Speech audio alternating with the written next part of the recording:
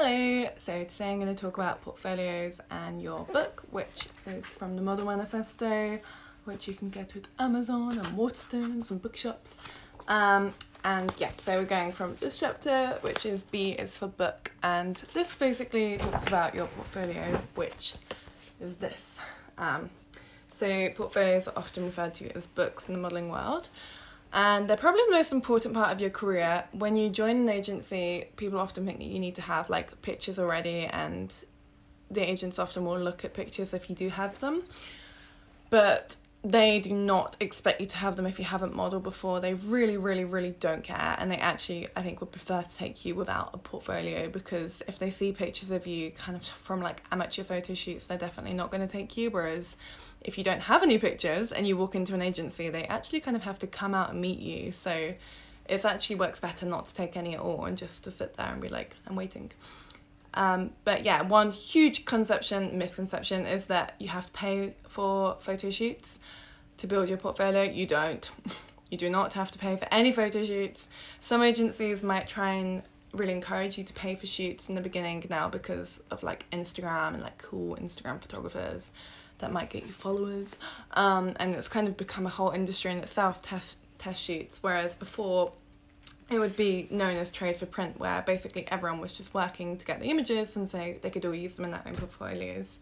But now with Instagram, people all just want pictures for Instagram, which is really annoying. And it's crazy because your portfolio really isn't even that important anymore, because your client would just go on Instagram anyway.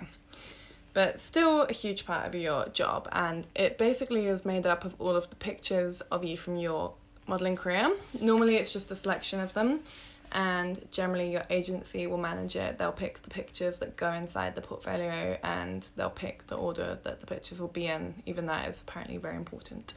So yeah, the first thing, do not pay for any pictures. And second thing, you don't need a portfolio to join an agency, just walk in.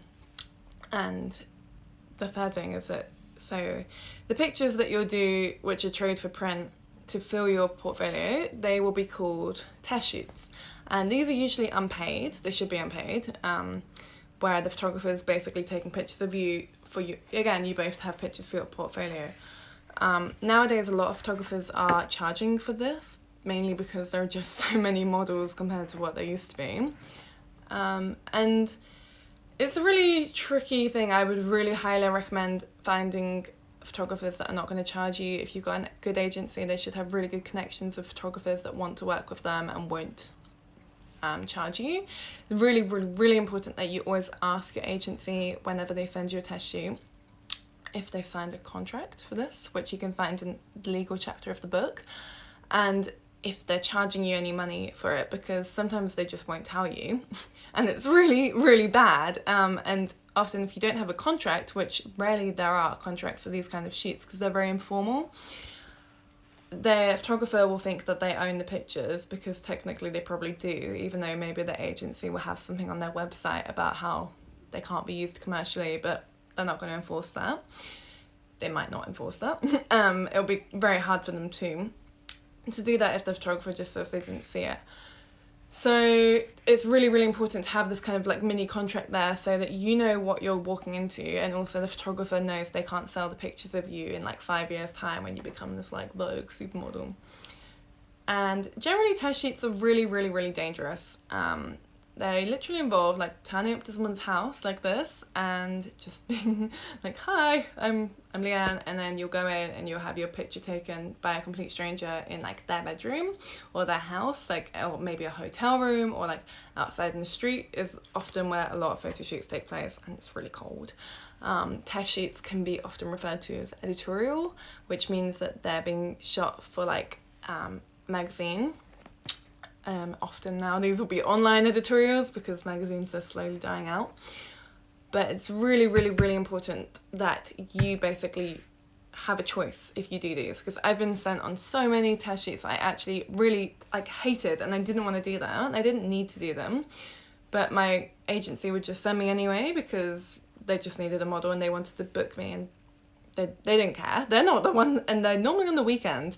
Like, they're not the ones that are going to have to go out literally for like 10 hours in a freezing cold on a Saturday in December So it's really important that you speak your mind and actually look at the photographer before you go. When you get sent the details, which will be the night before, look at the photographer on Instagram, decide if you actually want to shoot with them, and if you don't, tell your agency.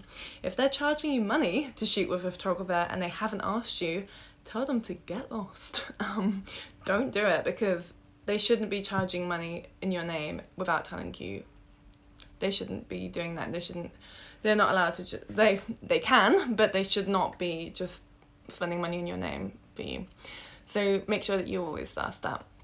And when it comes to your actual portfolio, as I said, your agency will probably put this together for you. There are a few different options. You might have a big one like this. We've got MOT here, who I was with for a few months. They were a really, really good agency, really, really nice people, very commercial. Or you can have it on your iPad like this. Obviously, this is a lot lighter and a lot cheaper if you already own an iPad, because some agencies might try to charge you for your portfolio, which is really annoying. And again, they really shouldn't be doing that at all, but they might try and charge you for literally like the prints of the picture and the portfolio itself. But in England, generally, this should be included in your agency commission, but there are still a lot of agencies that will try it out. And so make sure that you ask about it when you sign your contract. And then when you've got your actual portfolio, they should give it to you. And if you're brand new, you will be working for ages and ages, like months, to build up a good enough portfolio for you to be able to go meet clients on castings. So I spent like 7 months testing in England in the beginning, even though I had a portfolio already, but they just didn't want to use those pictures.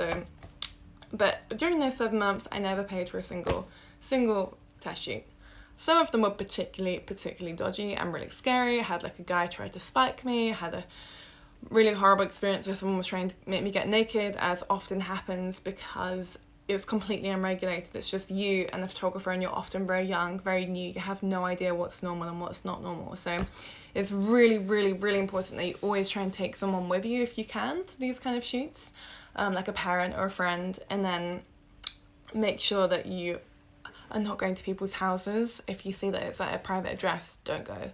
Same thing. It's just not worth your safety or your mental health. And then once you're at the shoot and you do the shoot, which could take 10 minutes or it could take 3 hours or even longer, then you will go home and they will send the pictures to your agency. It's really important to ask for these pictures, which is another reason it's good to have an iPad. And then your agency will print them out and they'll put them into a book like this. And as you can see, there are kind of like 2 pictures from each shoot generally in the portfolio. It's good if you can kind of have a few things to say about the shoot, and they're quite interesting. Like this was shot in Marrakesh. Was really, really amazing. Yeah, like it's good to just like know how to put one together as well, because your agency might not always pick the best pictures that you actually want in your portfolio, and your agency will also make your composite card, which is this. That will have your measurements on it and your agency's contact details. And I've had so many cards with horrific pictures on, not this one, but the pictures are often really bad, and you have to give that out and be like, hi, take a card. They're basically business cards with your face on. Really happy to have a business card these days that does not have me in a bikini on it. But I really recommend using your iPad if you can, if you have an iPad already, as your portfolio, because you can basically edit it to be how you want. So you might go and see like a magazine client in the morning, and then you might go and see an underwear client in the same day. And like with a swimwear client, I would make a whole portfolio of all my swimwear work, because it just means that they can envisage you a lot better on the underwear. Yeah, they can envisage you as their model a lot better than they would be able to if they saw like pictures that were completely different, kind of more like that. Yeah, so I think when you're putting different portfolios together, really think about the agency and what they're looking for. Like if you've got similar pictures to what they want, like this is from ASOS, like really think about that. Like this was a test shoot that I did with a photographer called Dan Williams, and it was incredible.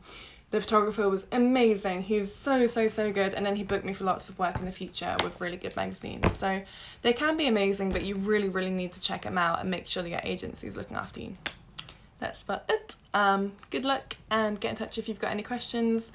Please get the book if you want to. Bye.